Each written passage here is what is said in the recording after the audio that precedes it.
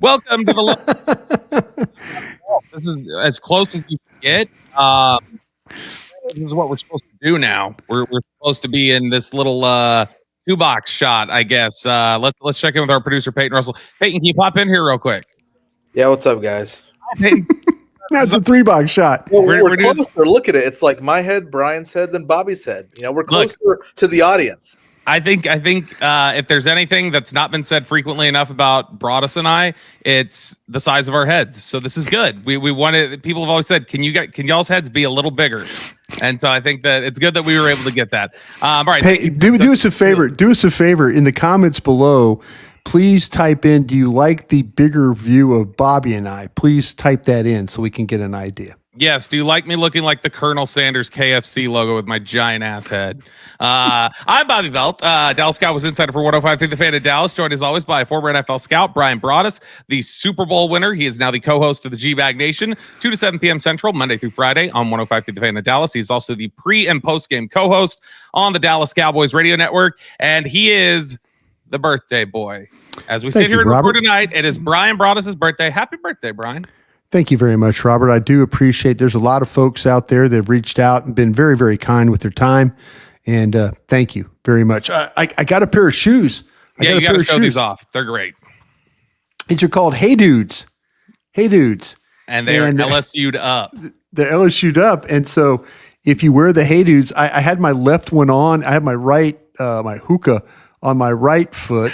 And then I had this one on my left foot just to kind of test them out. But I'll tell you what, very, very, very nice of some fans of the program and fans of the station and stuff that stopped by. We were at Hurtado Barbecue today, and very nice people. If you're ever in town, you're listening, Hurtado Barbecue, right there by the stadium, right there in Arlington.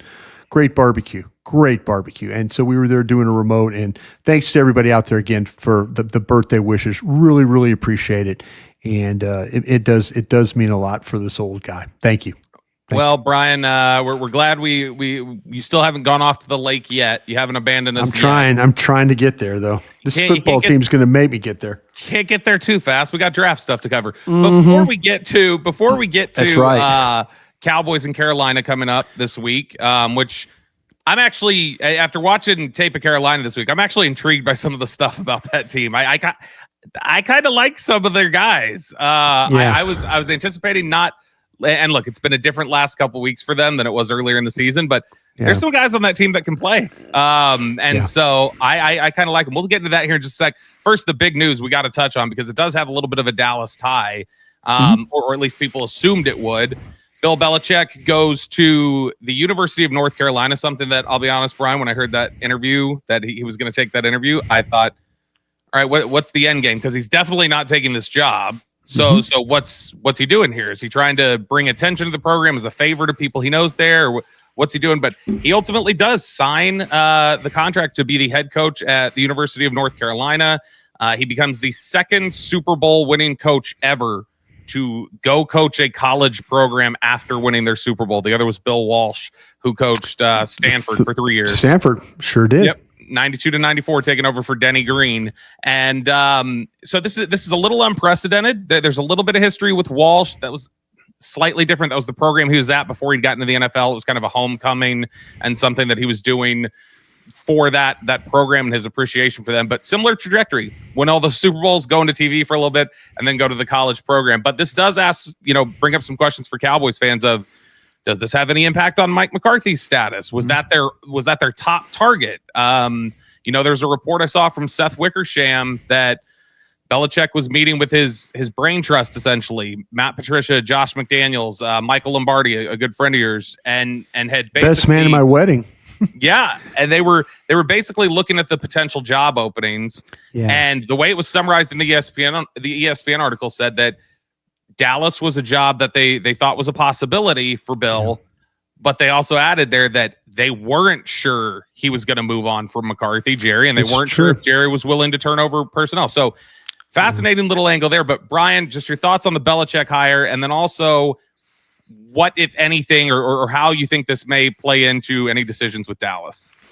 Yeah. First off, Bobby, I think that maybe that when Coach Belichick was talking about, looking at jobs. Mhm. Something that I talked to Mike Lombardi about, and because I, Mike and I are very close, and I wanted to kind of get an insight. I'm like, listen, what? And it wasn't so much about the Dallas Cowboys. It was about, how is this going to work for Bill Belichick? How is he going to, navigate this? And Michael was very adamant. It's like, listen, it's not that Bill needs to go get a job in the NFL. I mean, that's one of the first things Mike said to me. He says he doesn't need a job in the NFL, but he's going to, he is going to make the determination if he wants to interview with you. And, and Michael gave me some examples. He was saying that, listen, he goes, Bill is going to ask questions. Who's responsible for discipline? Who's responsible for the facilities? Who's responsible for the training table? What's Will McClay's role in all this? Mm-hmm. He was going to ask questions to determine whether he wanted to take an interview. He was going to interview the interviewer before he even considered taking a job. And he has a really close relationship, Bill Belichick, with Jerry Jones. It kind of leads me to believe, and I have not talked to Michael. I talked to Michael about, congratulations and all that. Michael's going to be the general manager there. Yep. And he's going to help Bill. They've got a tough job. I mean, this college football now, it really is an NFL game with the NIL stuff, the transfer portal. Listen, you could sit there, and if you don't have a right tackle, you could start evaluating Oregon, Oklahoma, LSU, Texas, and you could say, listen, they've got a right tackle. We can go offer money and see if we can get that right tackle to come here. Sure. Or we can. So that's kind of where the pro aspect of it is. But, they get a tough job. They really, really do. It's not easy. I was talking with Drew Fabianich, former Cowboy scout, who does the same thing at West Virginia. And he goes, man, this is kind of the Wild West out there. But if you have money, you have the ability to go get players, you can really, really make this work. You just have to do it the right way. He goes, it's a lot like an NFL job. It's kind of like the draft, but you have to recruit. And so anyway, and so you wonder if that Bill maybe got the thought from Jerry Jones that he might not change out Mike McCarthy. Maybe he got a feeling that Mike was going to stay. Maybe he didn't like the other. There was talk about jobs, Jacksonville, Chicago. There were some talks about, but they were going to look at structure. And Mike Lombardi and Bill Belichick are really, really big on their program, the Patriot way, and they felt like that going to North Carolina that they could implement their program. And you're right, maybe he's not a good fit for Dallas. And I've said this a lot. I don't think that Will McClay and Stephen Jones wanted Bill Belichick coming in here and telling them this is effed up. This is effed up. Why would you do this? I think Bill Belichick coming here would have meant the end of Will McClay here. Oh, absolutely. That's exactly. And maybe Will McClay would have been the one that moved on. Not what I think not Bill Belichick firing Will McClay. But there's some things about the way that Bill Belichick runs his departments, his personnel department. He would have asked a ton of questions of Jerry Jones and Stephen Jones and of Will McClay. And that might have not been the best or the smoothest transition. When working with Bill Parcells, Bill tried to make it work. He had a lot of questions. He had a lot of concerns. There were things that he was, why would you do it this way? Why would you do it this way? And to be honest with you, it ran Larry Lacewell off. It really did. Larry Lacewell, who was my former boss and Jerry Jones' best friend, it ran him off. He's like, listen, I'm sorry. If this guy's going to stay, I've got to go. And, that's how some of these coaches want to implement their programs. And, maybe that Bill Belichick got a hint from the Cowboys and other NFL teams. he had a shot to work in Atlanta, and Rich McKay blocked that. And he blocked that because, Rich McKay was worried that Bill was going to come in and run roughshod over the personnel department. So he tried to convince Arthur Blank that, hey, we don't need to do this. You need to keep it this way, da. And then so Bill Belichick is not for everybody. He's just not. He's not. But I don't think he was ideal for Steven and Will McClay, who are very, very much about draft, develop, not playing free agency, do all those things. Yeah, and that's some really good insight. And I think something where I was talking to some people today. You mentioned that you think not for Steven, not for Will. I did get the sense talking to some people today, now that there's nothing official, Bill Belichick's not coming here because of that. I did hear from a couple different people today who were like, Bill was probably not going to happen here anyway. Even if Mike McCarthy moved on, Bill was probably not the guy they were going to bring in. And not because of any, I know everybody always goes, well, of course, Bill and Jerry can't work together. It's not that. Bill and Jerry would have gotten along. They would have been just fine. I think they would have been just fine. Yeah. I think it just would have caused it probably would have been more of an organizational shakeup, is the sense I got, than Jerry would have been comfortable with. Yeah. And that was just, it's a little bit too much change. So as we look at this though, and man, we got a couple different quotes. Stephen Jones talking at the owners meetings, the league meetings in Irving this week, was asked about Mike McCarthy, and he said, I think he's done outstanding. Our guys are playing hard. He's got them competing. That was a tough game the other night. Guys played hard. Guys are competing. Hats off to Mike. You look around the league sometimes and see a lot of teams that start like that, and they're thinking about next year, but Mike has everybody focused on winning each and every game. And so pretty interesting quote from Stephen Jones. I mean, it's standard that you would see him, but I think Stephen Jones, if this was just up to Stephen, I think Mike McCarthy would be back. Like I think Stephen does believe in. I think Stephen believes in Mike McCarthy. I think Jerry. You know why he believes in it, right? I think why? Give it to why do you think Stephen believes in Mike McCarthy? I would imagine, for me, just looking at it, I would think that it has to do with just in general the way that their relationship is and the way he thinks that they work hand in hand, and that they can do what they personnel wise. Bingo, that's it. Yeah.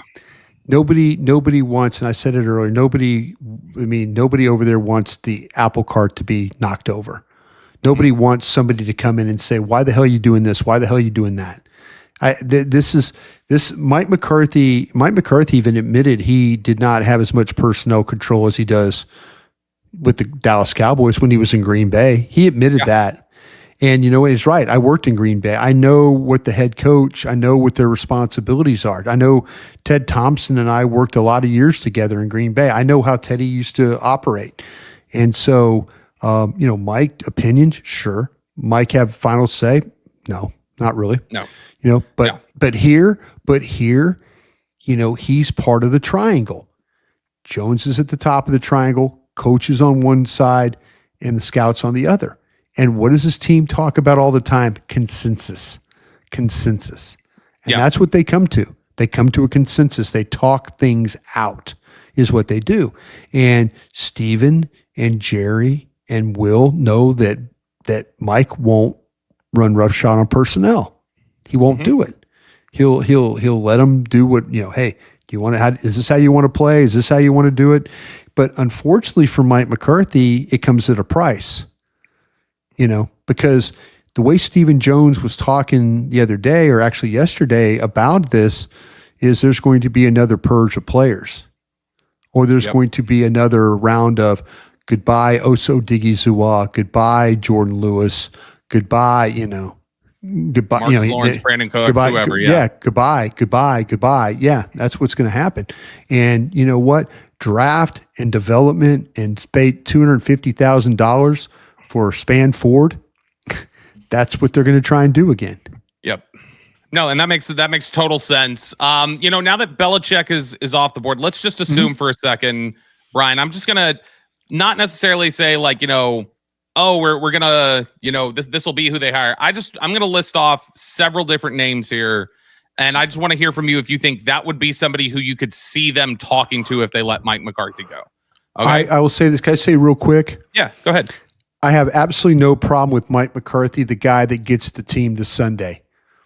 I have a problem with Mike McCarthy, the play caller. And if they want to bring Mike McCarthy back and not make him the primary play caller, I think it would be a good opportunity. If Mike McCarthy wants to come back and continue to be the play caller, I wouldn't hire him back.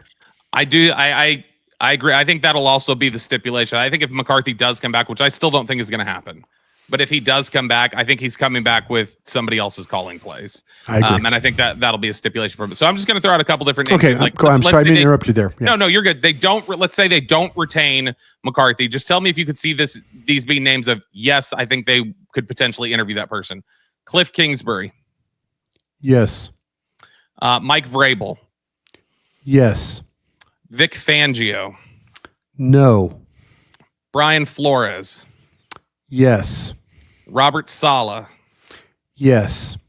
Vance Joseph. No. Jason Witten. Yes. Steve Sarkisian. No. I don't think so, but I think that might work. Actually, I actually do. You know think what? that could work I here. say it. I say it because I don't think Steve Sarkisian wants to leave Texas. Oh yeah, I think he's happy there, and there's no reason for him to leave the University of Texas. None. Zero for the NFL. None. Totally agree. Aaron Glenn. Yes. And then, you know what? We'll just throw out one more here. Let's go with Joe Brady. Yes. All right. So those are all names that I think are worth talking about and considering. And you know what, Bobby? I hope they interview every single one of them. And I don't think that they'll interview but two. You know what I'm saying? If you had to guess right now, let's say they don't bring back McCarthy, and I told you, hey, they're only going to end up interviewing, let's say 3. They're going to interview 3 candidates. Who look, obviously there is the Rooney Rule that needs to be satisfied. So I would guess that Brian Flores would be one. Absolutely. Or potentially internal candidate Al Harris might interview. I would Aaron Glenn. And a former Cowboy, a guy who was here in Dallas. I think when you were here too, wasn't he? He was here in 2005. Yeah. So, sure. I mean, if I said there's 3 guys that they interview, who do you think those 3 would be? I think Mike Vrabel is one of them. Yep. I think that. By the way, I think he wants this job if it comes open. I think this is where he wants to be. I'd interview Vrabel. I'd interview Flores. I'd interview Joe Brady. I think because you didn't mention the guy in Detroit. Did you leave him off because you felt like the money was going to be too much? I think the money's going to be too much, and I think he's got his picky eyes. Yeah, I think he's got eyes set on. He's being very picky. I don't think Dallas is one that you'd want to run into. Sure.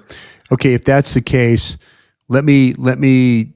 I think Joe Brady, and I have experience with Joe Brady at LSU in 2019. He won the, he helped win the national championship at LSU. Hottest name in coaching after that. Really did a great job with Joe Burrow, Chase. Our guy up in Minnesota. He did a great job with with everything, and so I would, I'd give him a.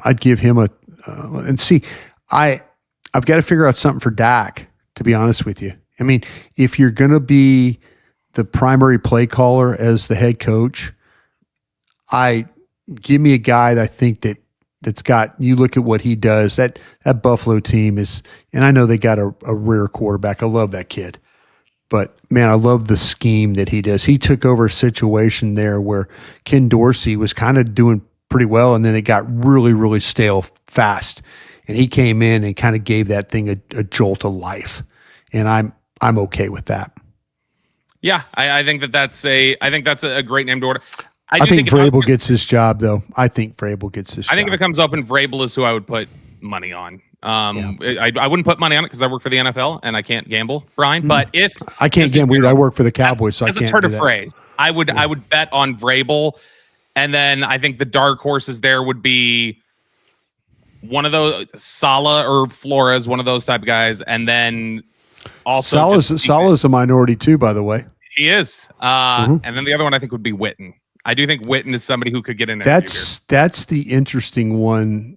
I think that this is going to sound really, really, really funny. I think Witten gets the first interview. I wouldn't doubt it. Well, I mean, I know you have to satisfy sure, but the rules. very first one that they talked to, I don't think that's outrageous that they would do something like that. I think that if you, to me, I think that Jason Witten is. I think Jason Witten absolutely is going to get an interview. I just now would they select him? Would they try and hire a coach and bring Jason Witten in as the assistant head coach? They could do something like they did with Garrett. They could bring in somebody like that. It's going to be fascinating to see how it plays out if the job opens up. Because again, it's still not guaranteed. If that job opens up, I'm going to be fascinated to see which names they do focus on, who it is that they're potentially kicking around. But lots of things to cover there, but we need to cover this Carolina Panthers game. So I need to remind you that you're listening to the Love the Star podcast, the Love the Stars and Odyssey podcast. You can find it on the Odyssey app or wherever you get your podcasts. All right, Brian, let's talk about this Carolina Panthers team, and let's just jump right into it. You want to start with the offensive or defensive side of the ball? Go with the offense, please. Okay, let's talk about this Panthers offense. One that is starting to find its footing a little bit. It's still not a great football team by any means. It's still a team that has playing a lot better since the Giants game in Germany. Playing a lot better. They won a couple games, and then after they won a couple games, they've lost 3 in a row, but they've played all 3 of those games competitively, and there's Kansas City and Philly in there. Tampa, too, as well. Yeah, they took Tampa to overtime. Kansas City was a game that they were right there with. It took a last-second scramble from Patrick Mahomes to get them in field goal range. They had 3 different opportunities in the red zone against Kansas City that they kicked field goals on. Yep. You know, that they just find a way to get a touchdown there. It's maybe a different game. Yeah, and Philly, the game against Philly, if Xavier Legette can just finish that catch at the goal line, they probably win that game. And Bryce Young has a miracle 98-yard drive. Let's start in the trenches, Brian. I got to say, when I had no idea what to expect. And I know last year Bryce Young was one of the most sacked individuals in NFL history. And so without studying Carolina a lot, I turned on the tape and I was expecting, all right, I'm going to see an awful offensive line. And I did not see an awful offensive line. I didn't see the best offensive line in football, but I saw one that you can absolutely win. I saw one that I felt better about than over the course of the season, what I've seen from Dallas. And this is an offensive line that, for me, Brian, I don't know about you. I feel like if you're looking for vulnerabilities, you might be looking more on that right side of the offensive line. Yeah, I think to me that's I think you're right. But the thing that's interesting is that why do I feel like that their offensive line was better than Cincinnati's? Carolina's? Yeah. Because I think it is. It's here's the thing. And those tackles. I think they might be a tad slow-footed, but I kind of feel like that if you put a little movement on them, I think Dallas is going to try and run their twist games and things like that against these guys, because I think you need to get them kind of on the move. But Hunt and Moton and those guys, I think they're big and they can kind of lean on you, but I think they struggle a little bit with movement. I totally. So Hunt was a guy who struck me as the weak link on the offensive line. Even more than Cade Mays, who's had to step in and play center. I don't think Mays is great, but Mays is having to step in and cover for Austin Corbett has not been bad. But I think losing Austin Corbett has been bad for Robert Hunt. And so that has made things worse there. Moton will play really well at times. Like he'll give you some really good reps in the run and the pass. He's given up the most sacks of the group, but he's played a lot of. Yeah, I feel like his balance. He gets knocked off. That's what I'm saying, man. That's what I'm saying. When you can kind of get body going one way, feet going one way, and him have to adjust back, it's hard for him. But you know, this group. It's Cincinnati's line was. I thought Cincinnati's line was worse. Yeah, but this group of Carolina, they will lean on you. The running game will be a big factor in this game for both teams. Both teams. I mean, Carolina is awful in run defense. Nobody gets the ball run on them more than Carolina. Nobody's giving up more yards than Carolina. Carolina's a weird team. When they play nickel defense, they give up more yards. They give up more yards playing nickel defense than they do base. And they're one of the teams in the league that play a lot of base defense with just their normal alignments. And you're kind of wondering, like, okay, but they play with a ton of cushion on the and I know I'm talking about the defense, but their offense, like I said, it's their defense is the problem. I think there's some positive things about the offense. I don't think they have really good skill at wide receiver. I think that I agree, but Thielen can still play, man. Thielen can play, but that's what I'm saying. Condensed formations, bunch, scatter, delays, but it's really about Chuba Hubbard. To me, it's about Dallas. I think Dallas can run the ball. I think Carolina can run the ball. And this game might last 15 minutes with both teams running the ball the whole day. But which team can kind of, but Chuba Hubbard, real quick, Bobby, Chuba has had trouble. He's had trouble. He will gash the bad run defense teams. They played the Giants. They played Cincinnati. The Chargers, surprisingly, are a team that gives up some yards on the ground. So he's done an excellent job against teams that are poor run defense teams. But the teams that have a little bit better front, Philadelphia, Tampa, Kansas City, probably a little bit about 3.5 yards a carry. Dallas is playing better. Dallas is in such a hole from what the early season stuff. They've been better since the Commanders game, playing run defense. But this is going to be a challenge. This is going to be a challenge for this guy because he's going to average damn near 5 yards a carry. But teams that have been pretty stout in the run game have only kind of given about 3.5 to him. So that's Dallas. Dallas better be ready for that. And I watch Hubbard and I say, so he's a good football player. He's somebody who, it's patience, it's balance. There's some shiftiness. He reads his blocks really well. And he's talking about, he's patient enough not to panic. He will take the ball and he'll let things kind of get going in front of him a little bit before he really hits the hole and takes advantage of it. So a guy who's patient, a guy who knows how to, slide through those tight areas, kind of looks like just a little bit of a thinner frame. So he can he'll use it. He'll turn sideways. He'll get in through those smaller areas. But I think that he's good. They'll dump the ball off to him in the pass game a lot. They'll flip it to him out there. Yeah, this is going to be a problem, Bobby, because what Dallas got a pretty heavy dose of, that Cincinnati, the running back there at Cincinnati's ability to catch in the football. Brown.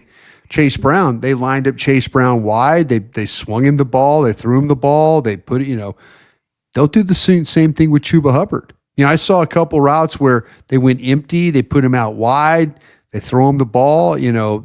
If you're Dave Canales and you're watching the Cincinnati tape, you're like, damn, we got a back that's just as good catching the football as Cincinnati has. So why not try and do some of those things that make some easy throws for their quarterback? Yeah, and I think let's talk about Bryce Young specifically. It has not. It's far from perfect even still with Bryce Young, but he has really improved. And a guy who, he's given himself a shot to save his career, because I think a lot of people when Dalton took over were like, that's probably it for Bryce Young. The bust. They were calling the word bust. Yeah. And I think the area that I looked at where I was like, okay, let me go back, look at some of the notes I had last year heading into the game against Dallas. Let me watch maybe the first couple games for Bryce, but really focus on the last 3. I think the area where he's improved a ton is against pressure. The fact that he's been really good. Yeah. That's a guy who he absolutely panicked previously. Now what you see is a guy who looks much more comfortable standing in and taking the hit to deliver the ball. You're seeing a guy who is willing to kind of slide around the pocket, extend a play. He's gashed a couple teams recently with just all right, let's move around the pocket, keep my eyes downfield, get the ball Looks down like there. the Alabama dude moving around. He back does. there, doesn't it? Yeah.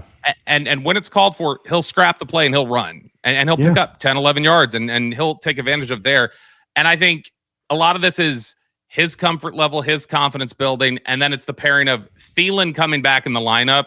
That is a receiver like Thielen is a quarterback's best friend.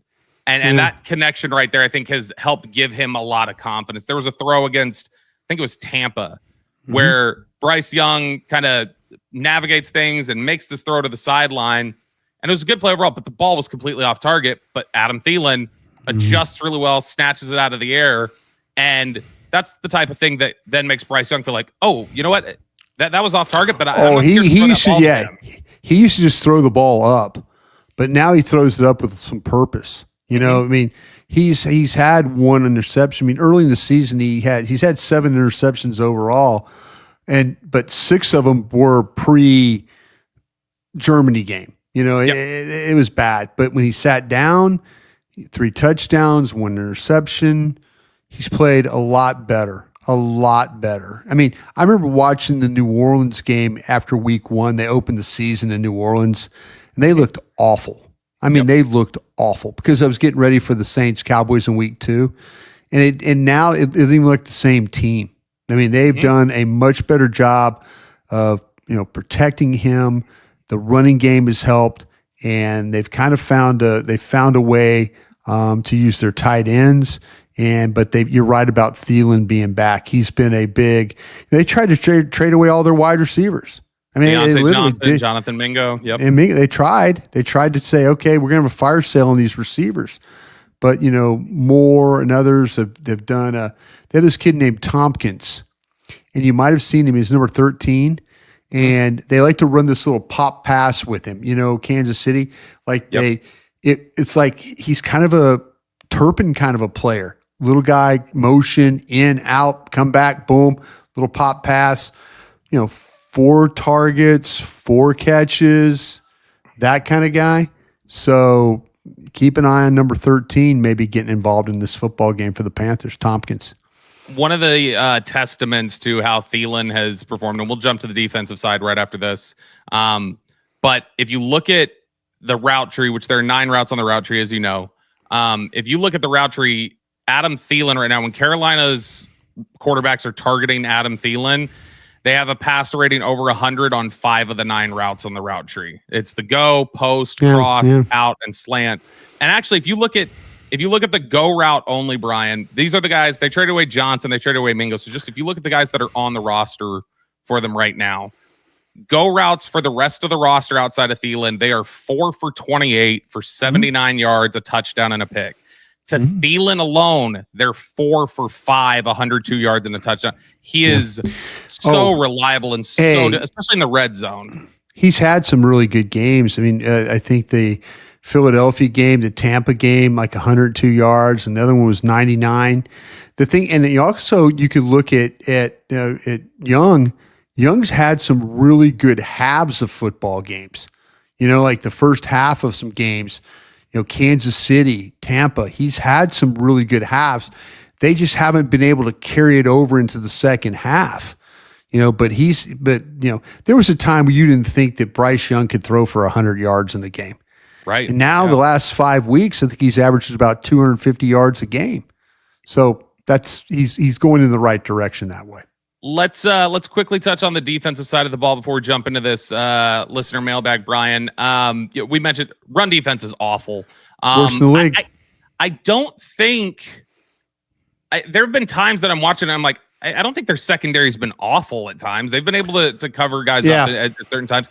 A couple of Cowboys have been good for them back there. Horn's been okay. Horn's been okay. I think Mike Jackson's had some decent moments. They're going after Jackson. They're going after Jackson a little bit. They're targeting him, but I think he's battled. He's not somebody he doesn't look to me like Kalen Carson, just getting run over every time. And I think Xavier Woods has been one of their better defenders. It's not a great defense though. No. And so they missed Frankie Luva at linebacker. Yeah. If you remember that, Luva, Frankie played well against the run, and we saw him against the Commanders. He's a really good player for the Commanders. They miss that type of guy. I mean, teams have found ways to run the football on Carolina. A lot of carries, a lot of yards. The This is a team that's really, really struggled. But go ahead, sir. I'm sorry. I didn't mean to kind of. No. You're good. You're good. That was kind of just the setup for you. Awful run defense, a pass defense that look. I mean, they don't get any pressure. They'll blitz a decent amount, and they still don't get pressure. How about this though, Bobby? And I looked this up because I was curious. I think Dallas has blitzed more than Carolina. And let me look this up real quick because I put it in my notes. Real quick because I'm thinking, man, I wonder how much, because Carolina really, really doesn't get a whole lot of pressure. Mm-hmm. You know, they don't get a whole lot of pressure. So, okay, here it is. Okay, this is what I wrote down in my notes here on my phone. I go, Carolina is just behind Dallas when it comes to the number of snaps when they blitz. Okay, Dallas has blitzed 149 times, Carolina 147. Okay, Dallas has 52 more pressures and 11 more sacks, which with almost the same number of blitzes. Carolina's near the bottom of the league when it comes to sacks. They're ranked 28th. Yeah. You know, so and another thing that's kind of interesting about this Carolina defense. I was curious at how much off coverage that they played. Have you noticed when you're watching the film how like some of these teams play a lot of man against Dallas? You know, they make it hard. Only the Chargers allow more outside cushion to wide receivers than Carolina. Carolina allows 7.2 yards of cushion, and they're going to play off coverage 76% of their snaps. That's got to play into Dallas's hands a little bit, as much as the slants, the hitches, the things. Yeah. You know, so if Carolina is going to give Dallas almost 8 yards of cushion, this could give Cooper Rush a chance. You know, I mean, he's not having to make contested throws and all that, but that's what Carolina lives by. You know, that's how they live. You know, and another thing, if I was looking at, you talk about the lack of pressure. Mm-hmm. Opponents have averaged 2.90 seconds to throw this season. That's the 7th most in the league. So the threshold is always that 2.5. Yeah. The threshold. 2.9, 7th worst in the league when it comes to that. So no pressure, blitz not getting home, can't stop the run. We'll see if Mike McCarthy will F this thing up. What is your pick for this game, Brad? I'll go ahead and make mine because I think we should finish on a positive note, and I'm going to go ahead and I'm actually going to pick Carolina in this one. And I think that it's something where I've just seen too many execution problems, and I see a Carolina team that's building confidence and looks like they're all kind of rallying around Bryce Young right now. And so I've actually got Carolina winning this one 24-21. I think Carolina's defense is worse than Cincinnati, but Dallas did nothing to really take advantage of Cincinnati. So I like what you did with the Carolina pick, but I'm going to pick Dallas. I think Carolina, I think Dallas is going to find a way to run the football effectively. And they ran the ball effectively against the Bengals. But I think Cooper Rush is going to be able to make more throws in this game than he did before. So I'm going to say Dallas is going to win this thing. It's going to be close. I'll say Dallas 24, Carolina 20. It's still a good, but I wouldn't blame anybody right now for keeping a game within 3 or 4 points, just the way things are at. All right, you're listening to the Love the Star podcast, the Love the Stars and Odyssey podcast. You can find it on the Odyssey app or wherever you get your podcasts. All right, Brian, it is now time for our Dean Julia Love the Star mailbag, where we turn things over to our dear sweet listeners, get their thoughts, their comments, their questions, get a couple different answers on some of these questions. We'll cram in a few. We went long on the preview. First question here from David Wright. He says, number 7 is checked out, Trayvon Diggs. We can't get the ball to 88 unless it's a handoff. What the hell is going on? When will things change? Just general frustration. I will say there was a lot of play for CeeDee Lamb early in that game against the Bengals, and then that kind of dried up once you got outside of, I think it was within the script where he got a lot of his targets. And Diggs has been banged up, but I mean, I think that there has been a lot of criticism, it feels like, for him of just, from fans who are like, how bad is it? Like you should get out. And I never want to question anybody who's, on the injury report for that. But I'm just saying that has been out there for that criticism. I don't think that there's been a lot of quit. I think the CeeDee Lamb issue is just they have a tendency to get away from their plan on offense, and they have a really tough time sticking to here's what we want to do and we're going to do it. Yeah. No, I totally agree with you about that. I think the thing with Diggs, there was so much questions about his ability to practice. Do you really want to, who knows? I mean, he practices, he gets ready, and then it gets game time, and he's not interested in going out there. I mean, I think there were some things last week. I think there were a couple plays that he was able to make that were pretty good things. But, but I think that to me, he's going to need, he needs to finish this thing out strong. He needs to. I wouldn't say he checked out, but there's some questions about him and wanting to really I say not checked out, but man, I when he practices, he needs to be able to be available, and I think there's some questions about that. Next question here from De La Cruz, and we got a lot of questions of this variety. This was most of the questions today, Brian. Something along these lines. It says, how accurate do you feel Stephen Jones's perspective is on Dallas's salary cap? Did he tell fans to expect more of the same next year to cover his bases? So let me say this. I think that there's a bit of a misnomer when it comes to the salary cap, or it's just like anything that we have in society, in the political world.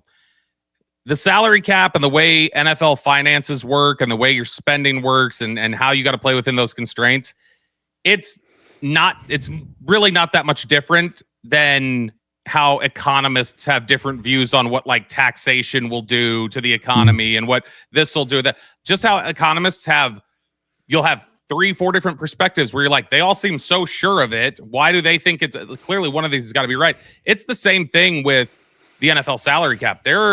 I think there are salary cap people in the NFL who would look at Dallas' situation and say, yeah, they're screwed. And then there are other people who would look at it and say, no, they're not. They could do this, this.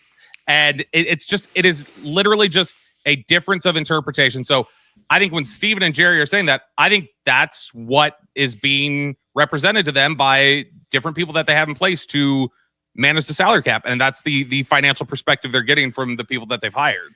Yeah, I think that it's clear that they've had some issues, with some of the contracts that they've had, and it's been very, very difficult for them. And I don't think Stephen Jones. I think he's painting a very realistic picture for you. I do. I don't think, and we've had the opportunity to talk to various people in the organization, and they're saying the same thing.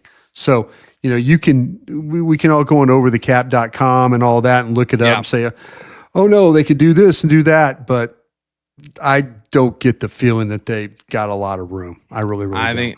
I think you're right about that. And that's, again, there's a lot of different perspectives on that. That does it for us here today on the Love the Star podcast. Thank you so much for joining us. We'll be back with you guys again next week with some further updates. For the birthday boy, Brian Broaddus, I'm Bobby Belt. We will talk to you guys again later. Hey, thanks for watching. If you enjoyed this video, please don't forget to give it a thumbs up and subscribe to our channel for more content like this. If you want to see more of our videos, be sure to check out our playlist and let us know what you think in the comments below. Also, don't forget to follow us on social media to stay up to date on our latest updates. Links are in the description. Thanks again for watching, and we'll see you in the next video.